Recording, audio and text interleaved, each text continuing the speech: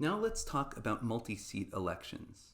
Cedar Rapids presently elects 3 at-large reps.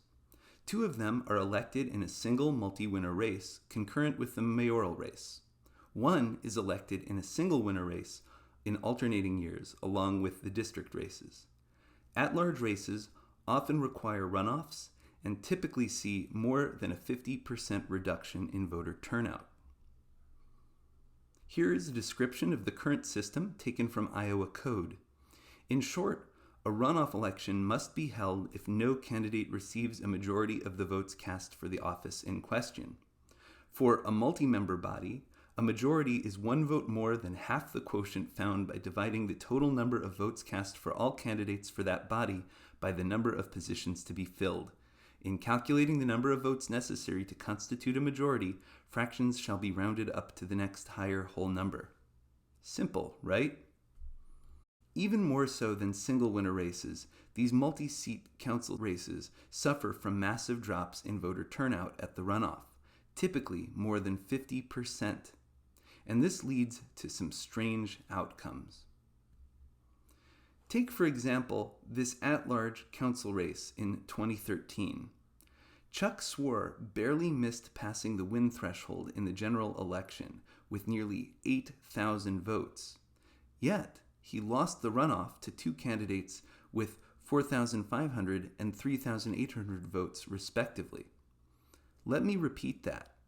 Swore lost the runoff to someone who had less than half the votes he had in the general election. The single transferable vote, also known as proportional RCV, would allow Cedar Rapids to efficiently elect all 3 at-large reps in a single election without needing a runoff election.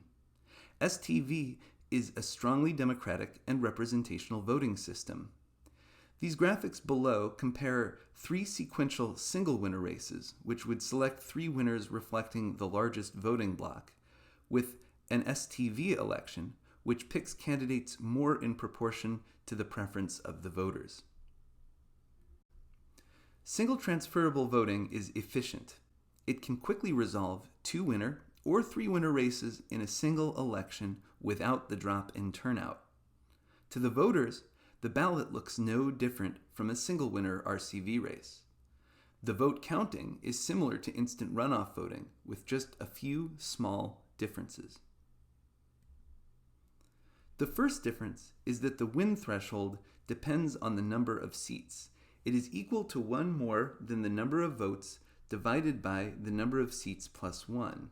This might sound complicated, but let me break it down for you. It's not that bad. For a 1-seat race, the quota is a half plus 1, since only 1 candidate can win more than half the vote. For a 2-seat race, the quota is a third of the votes plus 1, since only 2 candidates can each win more than a third. For a 3-seat race, it's a quarter plus 1, etc. Another principle of the single transferable vote, which is similar to instant runoff voting, is that any candidate above the quota in the first round wins. This is a simple example of a 3-seat race where all 3 candidates pass the win threshold with everybody's first place votes. Therefore, all 3 of these candidates win their 3 seats to be filled. The next principle of single transferable voting is that surplus votes are redistributed. To explain this, let's take the case where the purple candidate is very popular. You can see that they immediately win a seat. But you will also note that if we conduct the runoff rounds with the 3 remaining candidates, 2 of the 3 seats will be determined by less than half the voters, the blue, orange, and green voters. The problem is that the purple candidate has a surplus of votes above what they need to win. These votes are exhausted. They have no bearing on the election. As a principle of the single transferable vote, voters should not be penalized for supporting a popular candidate. So the surplus votes are therefore redistributed to their next choice. Let's put this all together in a real-world election. In Minneapolis, write-ins are eliminated in the first round, and their voters' votes go to their next choice. At this point, the win threshold is set at 26,663. Forney passes the threshold and wins a seat. In round 3, Forney's surplus votes, those above the quota, are redistributed to their voters' next choice.